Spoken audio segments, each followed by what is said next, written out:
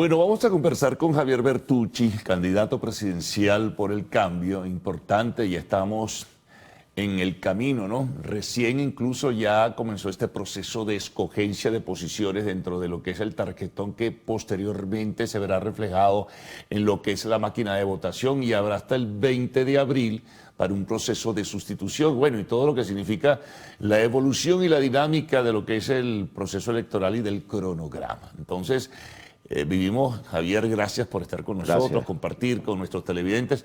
Vivimos un momento de incertidumbre, ¿no? De confusión incluso, y donde la gente, si bien tiene la disposición en principio de participar, pero está viendo dentro, sobre todo, de ciertos factores de la oposición política, una situación pues que marca incluso hasta la indiferencia y que puede llevar a mucha gente a que se abstenga, ¿no? Eso lo comentábamos un poquito antes de comenzar. ¿Cómo lo ves tú y cuál es tu percepción? Y bienvenido, por supuesto. Gracias, Carlos.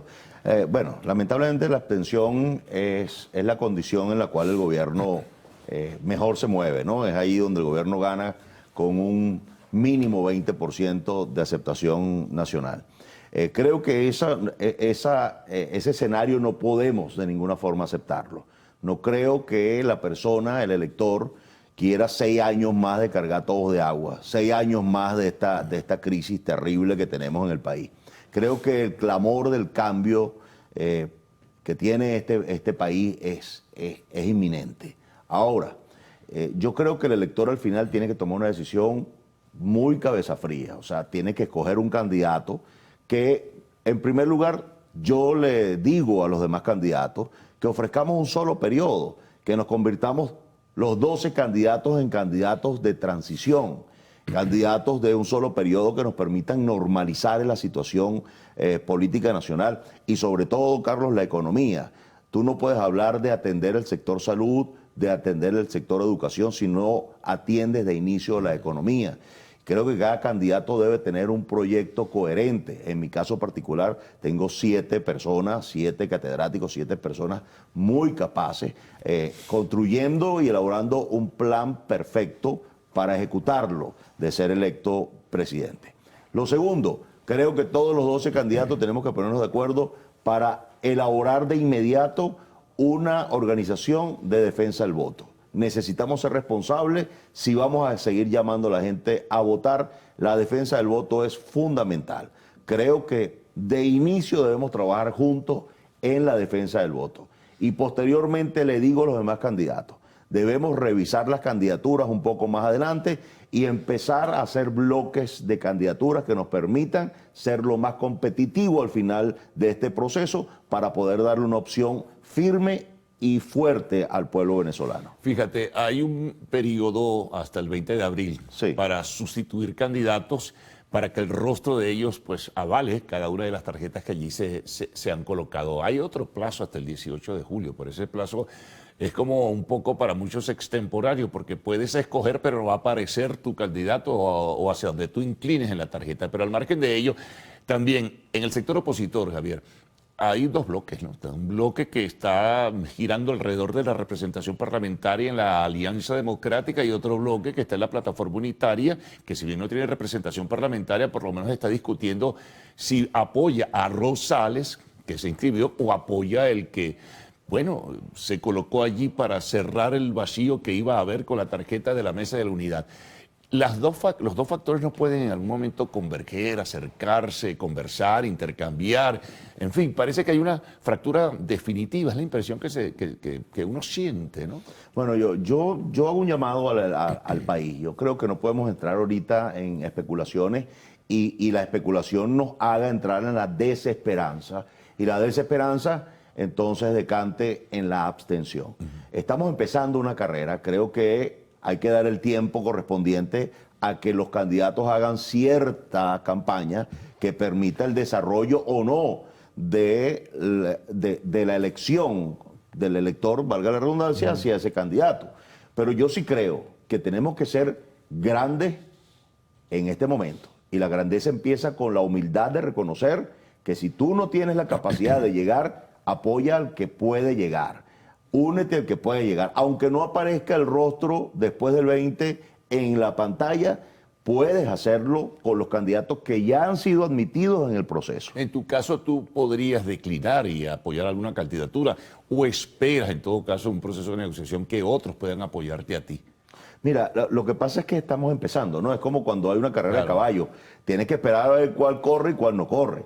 Vamos a ver quiénes son los que al final el electorado, por propuestas, por múltiples razones, terminan apoyando, y de acuerdo a esa intención de voto, creo que deberíamos inteligentemente y humildemente también, pensando en el pueblo de Venezuela, unir candidaturas y nos permitan construir una candidatura fuerte, Carlos, que pueda enfrentar y ganarle a Nicolás Maduro. Pero en el grupo de la alianza hay esa posibilidad. ¿Ustedes mantienen todavía conversaciones, en fin? Yo hablo con todos. Ahora bien, yo sé que hay candidatos. Por ejemplo, tienes un volumen, por tu experiencia anterior, un volumen de votos cautivo, que te sigue por... Los únicos candidatos acá que tenemos votos contados y probados en elección presidencial es Manuel Rosales y yo. Entonces, ahora vamos a ver en qué situación, ya que Manuel cada vez que ha salido en entrevistas dice que si no lo apoyan se retira. Entonces, bueno, no sabemos si Manuel va o no va, si se va a retirar o se va a mantener en la carrera. Ahora bien, teniendo en consideración que pueden haber aquí 2 o 3 candidatos que pueden amalgamar apoyo popular, creo que en base a eso debemos conversar en unas semanas, 2 semanas, 4 semanas o 6 semanas y llegar a un acuerdo en cómo vamos a apoyarnos o cómo vamos a construir una candidatura que, te repito, pueda ser competitiva y ofertarle al electorado una candidatura que pueda concretar una victoria. Claro, bueno, el tiempo avanza de todas maneras. En ese sentido, ustedes tienen que ponerse no importa los 2 bloques que hay de opositores, ponerse de acuerdo, que no es nada fácil. Bueno, vamos a hacer una pausa y retomamos la conversación, Javier. Conversamos con Javier Bertucci, candidato presidencial por el Cambio.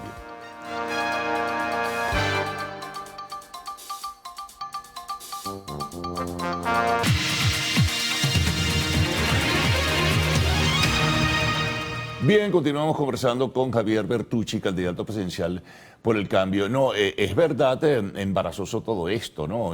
Para un lado y para el otro, porque del lado de la alianza hay varias candidaturas que están allí presentes con apoyo de diversas organizaciones, y del otro lado, bueno, está el mayor nivel de incertidumbre. Fíjate, el detalle, por ejemplo, que te mencionaba antes en el segmento anterior, que Rosales decía, bueno, si yo no voy a contar con el apoyo de la plataforma y otras organizaciones, pues me retiro. Que Maduro, por cierto, hacía cita de ello y decía, no te retires, Manuel, no te retires y tal y cual. Pero imagínate que se retirara Rosales. El nivel de incertidumbre pues va a crecer, más allá de que también existe una campaña muy fuerte, muy sólida de desprestigio y descalificación contra su figura. Sí, bueno, aparte de que también existe una campaña que busca volver ilegítima la elección. O sea, que si gana uno de los 12, que no es el gobierno, entonces tampoco vale, porque ese no es el cambio que nosotros queremos. El cambio que nosotros queremos es alguien que yo quiero. Yo creo que no podemos caer en esa actitud estéril. Te repito, Carlos, es tiempo de ser grande, y la grandeza pasa por la humildad de reconocer, hermano, que todos nos hacemos falta acá. Y número 2, que si no eres tú, que sea otro, pero que alguien sea y que produzca un cambio en el país político. Entonces, sí, creo que si hacemos esa decisión de calidad y de coraje como líderes políticos, oye, podemos lograr finalmente una candidatura. Mira, que no fue la que quería la mayoría, bueno, yo lo lamento, ¿no? Sí. Yo lamento que no sea así, pero al final del día, cuando tú tienes hambre, comes. Entonces, ¿qué quiere decir esto? Oye, yo tengo hambre, yo quisiera un bistec con encebollado con arroz, pero bueno, ¿qué es lo que hay? Mira, hay un pedazo de pan con queso. Bueno, yo voy con eso porque tengo hambre. Yo creo que la necesidad que tenemos del cambio es urgente en el país. Yo creo que no aguantamos 6 años más con esto, Carlos, y creo que tenemos que ir por esa vía de la participación y la escogencia de un candidato que represente un cambio en el país. Ahora, sí, no es un trabajo fácil, es un trabajo arduo, un trabajo difícil, complicado. Ahora, fíjate, un poco para la reflexión, ¿no? Que mucha gente se lo plantea, oye, lo importante es el país, tú tienes que jerarquizar la situación que se está viviendo, entonces los intereses particulares o el capricho o la arrogancia o como fuese, va a evitar que puedan encontrar los factores de la oposición un candidato de convergencia.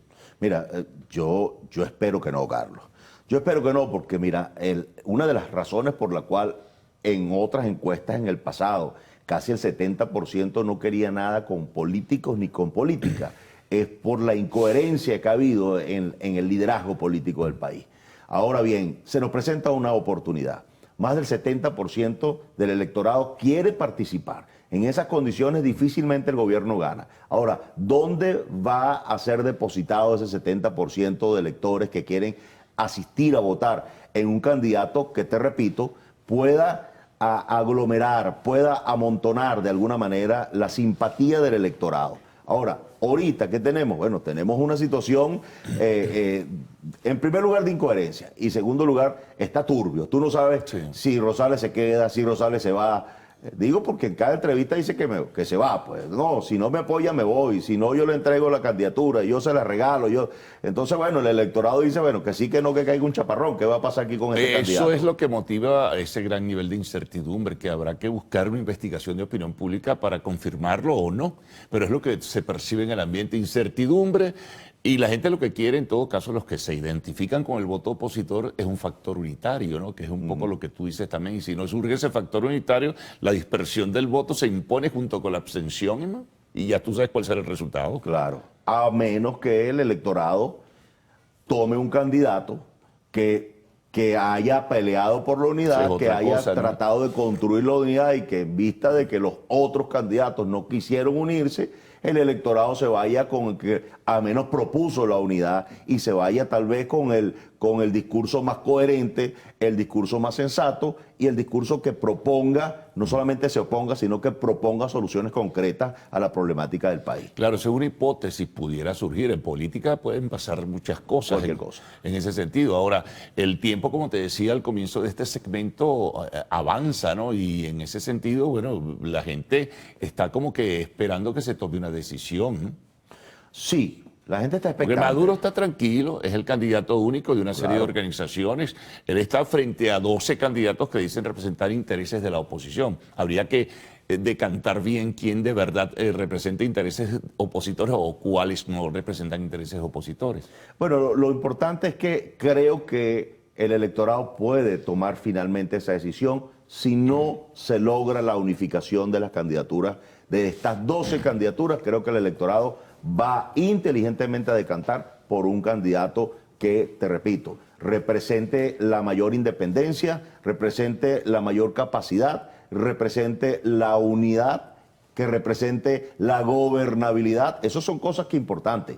No podemos llegar a pensar que voy a escoger al opositor que nos asegure que nos matemos aquí adentro. Si eso no ocurre, si eso no ocurre, Javier, tú seguirás con tu candidatura hasta el final, presumo. El asunto es que si nadie declina, entonces... Pero tú tienes un universo de votantes, como decías antes, más o menos claro y definido. Claro, y aparte de eso soy el único de todo este ramillete de candidatos, a excepción de Rosales, que sacó sus millones de votos. Yo saqué 1.018.000 en la última elección. De manera que, bueno, yo voy de nuevo con una base de votos importante. Bueno, que si construimos y amalgamamos más fuerza, obviamente puedo convertirme en un candidato. Te repito, este candidato, todos los candidatos aquí deberíamos representar una candidatura de transición, porque todo lo que queremos es que en el 2030, ganando en el 2024, podamos normalizar el país, sobre todo recuperar la economía y generarle la confianza a la comunidad internacional, pero sobre todo al venezolano. Bueno, ya veremos. El tiempo avanza y ya habrá oportunidad entonces de seguir retomando estas conversaciones y seguir intercambiando frente a nuestros televidentes. Javier, muchas gracias por haber estado con nosotros. Gracias, Carlos. Nos vamos a una pausa. Al regreso, arte y espectáculos en lo actual.